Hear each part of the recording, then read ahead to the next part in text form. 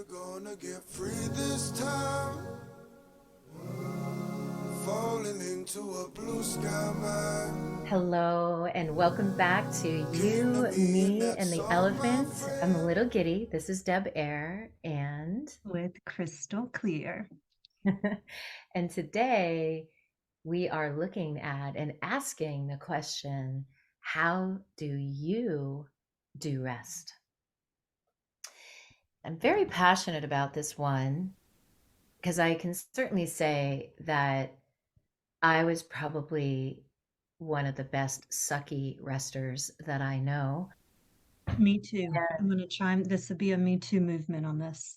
Yeah. And my guess is a lot of you are like, yeah, thumbs up. This is the whole point of this podcast is to bring more explicitly some of those things that lie underneath. So rest is one of those. I think it's important. We wanted to start out by defining, at least taking even what we think of as rest or what is defined in the dictionary as rest, which Crystal, you were saying was.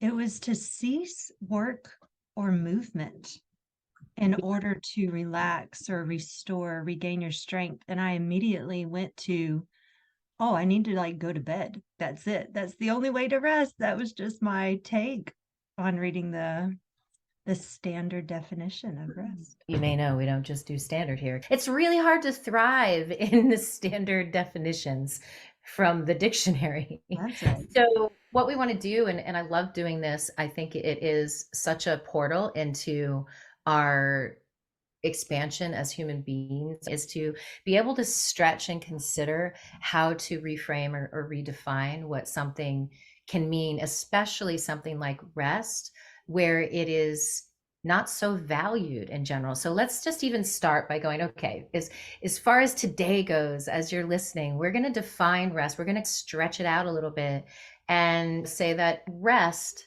can really include what Crystal just said. Sleeping is a fantastic thing to do.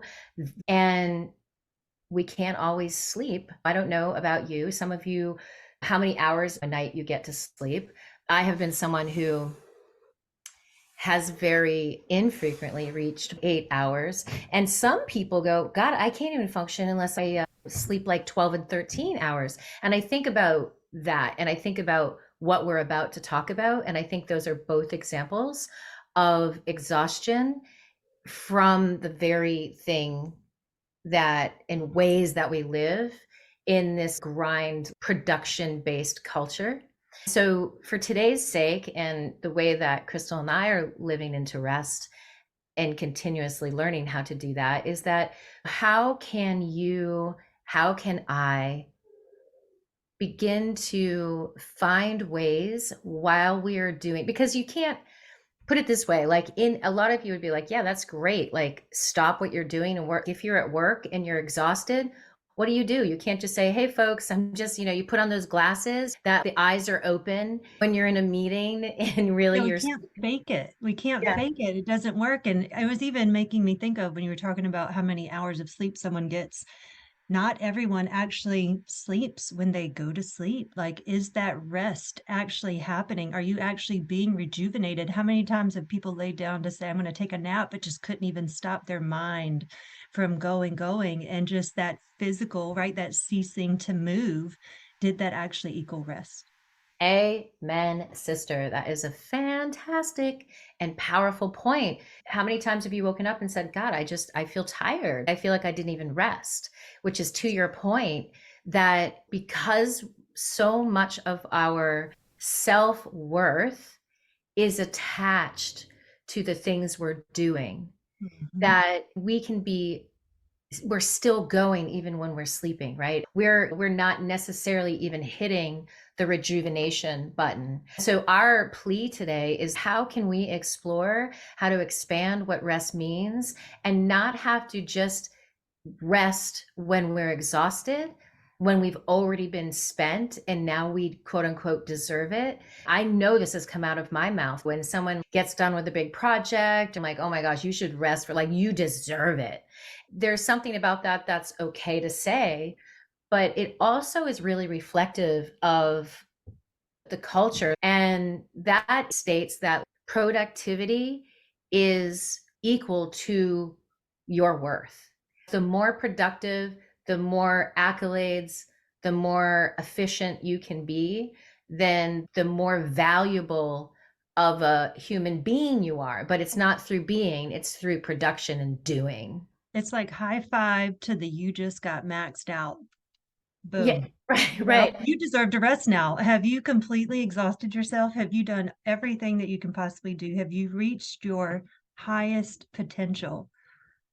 Now you should rest. Your neurology can't rest, right? Your neurology just said, I just maxed myself out. I just did all these things. I go to lay down and can I truly rest? Right, because your nervous system is completely overstimulated, right? If you don't use rest as a value system and action in your life, then your body, your nervous system isn't it doesn't know how to get back into harmony as well. So it stays stimulated. Or sometimes we get so stimulated we actually go in the opposite direction, and that's where depression will come in. Because we're overstimulated, we go numb, or we get overstimulated and we go anxious. And there's a book I recently read, and it was such an icing on the cake of all the things that I feel like I've been exploring in my own life in regard to rest. And this book is called Rest is Resistance by Tricia Hersey. One of the things I love that she said is that productivity shouldn't look like exhaustion. Mm. If I'm being really honest, there's times where I feel more worthy because I'm freaking exhausted because I did all this stuff. I did all this in one day. Look at what I did. And it doesn't mean that production isn't a wonderful thing, but I think that the ratio of what we produce as humans to how much we are being and hearing and listening to our human being part is so out of sync. And that when we do try to go on to the being part, i.e., resting, to just start to allowing our body to listen, like resting can be a pause to just listen. It's a Mhm. pause. It doesn't mean you have to be exhausted. Now I rest, as much as it's a pause that goes, whew, I'm taking a rest. It's like in a song, you can have these rest moments and they emphasize what's really going on in the song. Like that rest, that pause button can be what's going on in my life, what's going on in my body. What does my body need? What does my heart need? What does my mind need? What do my emotions need? So when we begin to know that we want something different, I remember doing a post and the title of it was Take Self-Care Off Your To-Do List. And I think it had to do with this. We're like, yep, self-care. We're producing that too. I get a massage a month. I go and I do these things. And it's still weirdly, twistedly connected to what we're producing. And also to that part of like, well, if you work hard enough, you earn that massage, you earn that self-care. But what we do is we're putting it on our what? To-do list. Tricia in the Rest is Resistance also talked about, and I loved this, that capitalism is young, but our bodies are ancient. And literally just saying that like brings tears to my eyes, because I'm even to this day, I'm feeling those parts that are so wired in my system to my self-worth in doing. There's times where I feel pissed off about that. There's times where I feel very sad about that. And I think that because the ratio is so off kilter, and because we live in a world that does not value, that's why it's off kilter, we don't value the human being. We have lost. Why it makes me so sad is because it means that the more I outsource my life to doing and the less I do to being, the more lost I feel, the more alone I feel, the more confused I feel, the less great I feel about myself. The thing about a production culture from the very beginning, even our kids, come on, you got to get good grades, you got to do your thing, it's so, and all these things on their own are not bad things, meaning it's fantastic to be able to produce and to manifest in the world. But when it is the foundation and the core principle of how we value ourselves, that's when things go off kilter and they have real impacts. If we're honest, taking that rest when we actually do it provides more energy.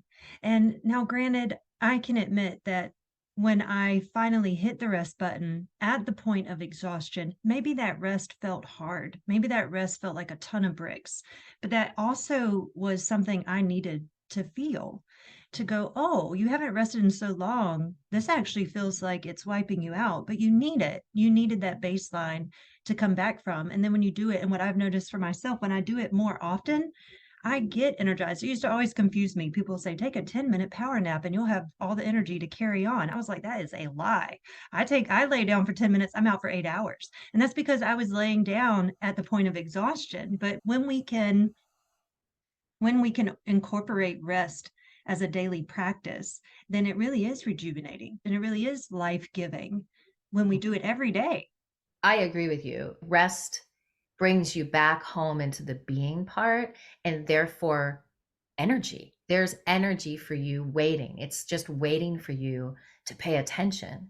But even the power nap is like 10 minutes, then you can keep going. I'm tired of that grind, keep going. So you can do these hacks and we can get in and we can just, I don't want you to nap. Who am I to say that? But I don't want me to nap. I'll just speak for myself. I don't want me to nap just so I can produce more. I want to nap because I love who I am and I want to allow my being to have stage time and Mm. to Yeah, that's next level napping right there. well, which goes into next level resting as Yes. we were defining it. The question is, how can we become activists Mm, for our human being? yes. And in order to be an activist for human being, we have to stretch into what rest means and be a little anti-capitalism. That doesn't mean that you cannot kick ass. I am all for kicking ass in the world and reaching a lot of people. I'm in for it. But I don't want to do it from a place of the detriment. And Right. because that is just the only way that I feel worthy as a human being. Yes. One of the things that I pay attention to is what are those things that I can be doing while I'm still doing, even in this moment, doing this podcast. There's an aspect just being with you, Crystal, and being with you, listeners, that it brings me so much joy that there's pausing that happens because I'm actually receiving. There's a little bit of rest as I'm doing right now. I was out for a walk with the dogs yesterday, and literally, I just hear this voice say, look up. And I looked up and I almost was in tears because I'm just looking at this blue sky with these like streaks of clouds. And all of a sudden I look and I'm seeing the buds, the furry little buds on the trees, and I'm petting them. And I'm like, oh my God, I don't know what I was doing before that Yeah. because I'm sure I was thinking about all the things that I need to be doing. Or we have our cell phones with us. That's a big one. I try to Right. make And sure you that can't if even I'm stop. going on a walk or something, it's like just put it down. I don't even want someone to call. I don't want a notification to bing. You have to advocate, like you said, you have to advocate for yourself and for your rest because we're just so covered in the layers of how not to rest and how to keep doing and multitasking even when you're walking or making sure. And it's not that you can't, find your enjoyable things by listening to a podcast or walking. It's not what I'm saying, but it's kind of like making it advocating for yourself is what I'm speaking to. Well, and it's absolutely because there is a difference. I know we all know this. There's something inside that just wants to, I'm going to check my phone, like you said, or there's an urgency. Everything is taught to feel freaking urgent. Mm, It's so intense in our systems. And honestly, capitalistic marketing culture, it is teaching us that urgency. If we are always doing and we are always looking at and comparing ourselves to who's doing more, how can you become the activist for your human being? And that's like, look up yeah. when you're walking. Decide to take your phone out of your pocket. I was doing some downloading of a retreat that I'm organizing, and I was like, I'm doing most of this in my head right now. And so I'm going to go in the hot tub and I'm going to think in the hot tub while I rest my body Yeah. in the hot tub while I activate my mind. And guess what? It was a lot clearer and more joyful and easier to actually download the thoughts. The reality of how, unless you're going to move away and completely go off grid, we have to get a little more inventive of how we can find rest in our everyday moments, whether it is, you know what, I have to go to work at this time. I'm going to make sure that I have this special warm drink in the morning because it's just a moment for me. It's a moment before I go into the doing. And I would say, the best of your ability, how can you sneak in rest while you're doing? Because that's the integration piece. And it may shift what you're doing, which is interesting, Mhm. right? Because when you slide into your being, you get much more articulate feedback of what your needs are, or even, guess what, how to do something more efficiently. So efficiency doesn't come with exhaustion. Efficiency actually comes with more of your human being and a more rested expression of yourself. When you said efficiency, well, I was going to say what triggers me or what I could use as maybe like a little gateway, a doorway in was urgency. So when you said efficiency, I was like, naturally, that's the perfect pair because efficiency is going to be on the other end of the spectrum, the quantum flip of the urgency. And I find that there's so many times, and you've called me out on this, when I have this urgency, I'm in my view definitely gets more narrow. My nervous system's probably definitely, listen to me. It's probably definitely in the sympathetic response. So, how can I be aware of those moments where I feel urgency and say, hey, how can you just take a moment, pause, take some rest, activate? How can you do this differently and shift? Just shift where you are, shift your being, shift this moment, whether it's to stop and take a few breaths, whether it's stop to go outside and let the sun hit your face, just anything that helps to stop the urgency in that very moment, unless you're having to drive to the emergency room, everyone. But just stop the urgency in the moment. So you're advocating for yourself. Can I do this differently? And more than likely, on the other side of that will be the efficiency, which is that's where we want to be. That's the freaking, like you said, quantum flip. That's the paradox of this whole, the irony really is more suitable, that we are told to be productive and efficient. And the way that we are pushed into the overload of human doing, it actually makes us less efficient, It which is does. an irony of all of it. And one of the things you said, and I'm wondering, I'm actually asking you this question, Crystal, in that moment when you feel the urgency, if you asked yourself, is this really urgent? Yes. Would Yes. that, do you think that would be helpful? I'm curious. Hmm. I can,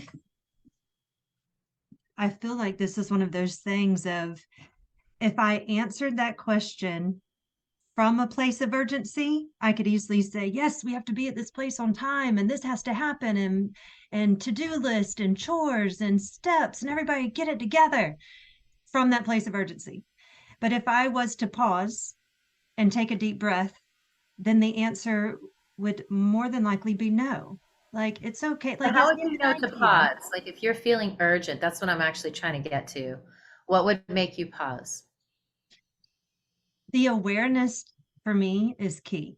So, like, just being more aware, having the conversation and actually being witnessed in the urgency. And someone even maybe just asked me that question in that moment of like, what is the urgency or something like that? Just, I find that I need a little bit of a cue, right? If I have a little cue that says, hey, then I will naturally go, okay, let me pause, let me breathe. I can tell I was in my mind. Maybe I was like way upstairs. And the minute I can see that I have this body that my mind is connected to, the minute I go down into my body, I can feel more of the non-urgency. In my head, it's probably an urgency.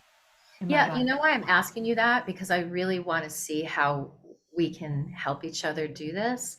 Because I'm also feeling, to go back to how our self-worth is connected to production and therefore urgency. It's a great thing to say, just pause. But I know, I'll speak for myself, that how we can feel resistant to that. It's like, Mhm. no, I just want to get this stuff done and then I can rest, right? That's part of capitalism. Let me just get this done and then I can rest. And then we suck at You did that resting. very well. Right. Yes. So like, don't fuck with this urgency right now is what that's why I was asking, how would that feel to you? We were just talking about kids and raising kids and how when they're resting and like sometimes we can get pissed off. We're like, why am I the only one doing all the shit? It's tricky because who we are in our value of who we are is in the doing, but our being knows that it's bullshit. And Yeah. when we start getting resentful of when we don't see everyone else as exhausted as ourselves, let's say our kids Mm-hmm. don't have as much of that shoved down their throat yet. But I will confess, even though I was raising my child with what I thought was pretty broad bandwidth consciousness and listening, I still had that, what are you doing? I used to really feel like, is he being lazy? And really, part of it was that I was just jealous and I was just resentful because he was doing something. He was representing something that Mm-hmm. I did not give permission to give to myself.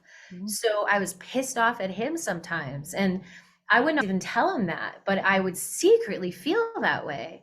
So it's a very interesting thing that, and it's why I asked you the question is when we're in the urgency and we're, look, like, I don't want you to even ask me the question maybe sometimes. Yeah. We don't have the answer for you other than to say, what's coming up right now for me is like, if you are feeling a resistance to pausing your urgency, can you use that same resistance to vie for rest? Meaning, don't fuck with my rest. Do you know what I mean? And that's what's starting to happen to me. I'm literally going opposite. Like, don't you mess with my with my peace, people.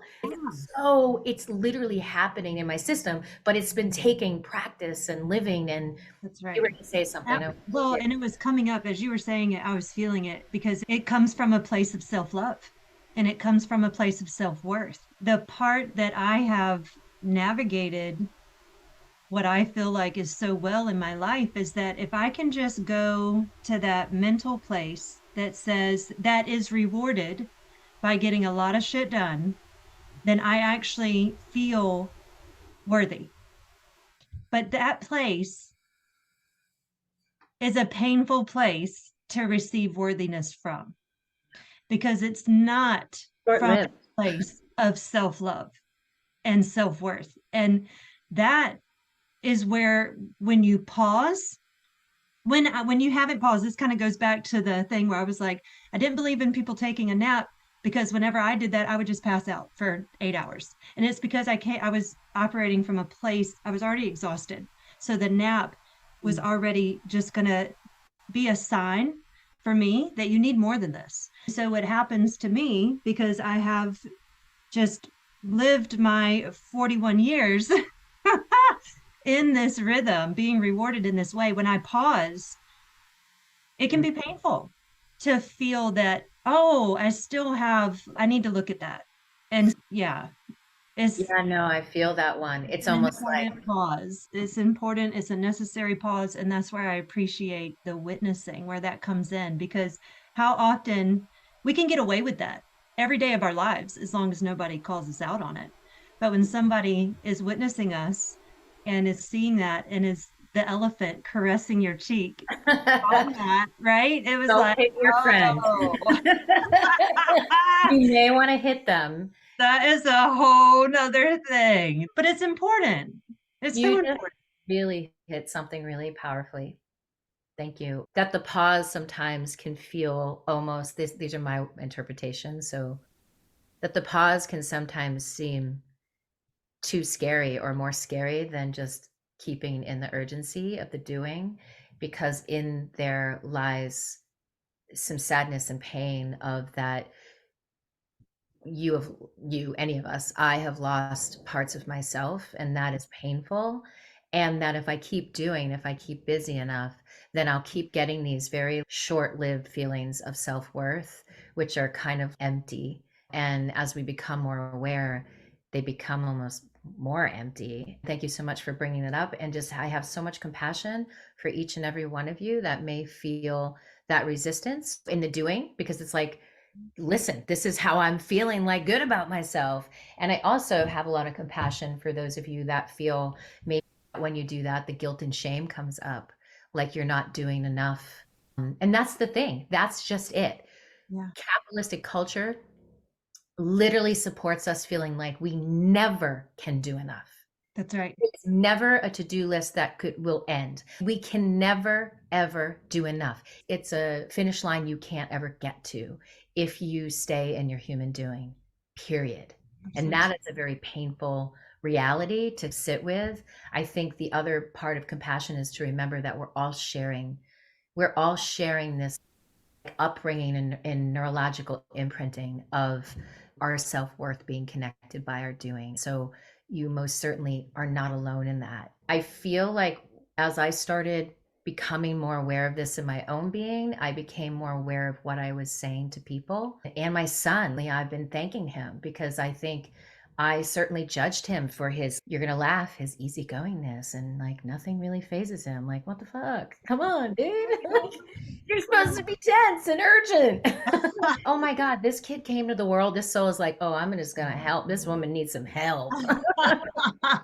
She needs some She help. wants to do it all, and I'm gonna all show on her her. own. I'm going to help her just. I'm going to redefine rest for her in the biggest way. It's going to irritate her at first, because it's going to challenge, because I'm going to show her everything that she's missing, and it's going to first piss her off. So thank you, son, once again, for being an incredible teacher to me.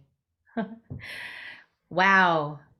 This is definitely one of those ones that I feel it's going to reverberate in my being for a while. So thank you for having this conversation with me, Crystal, and thank you all for having this conversation with us. And we're immensely grateful to have the privilege to just share the elephants of the world with you. Who knew that one of the elephants was going to be rest?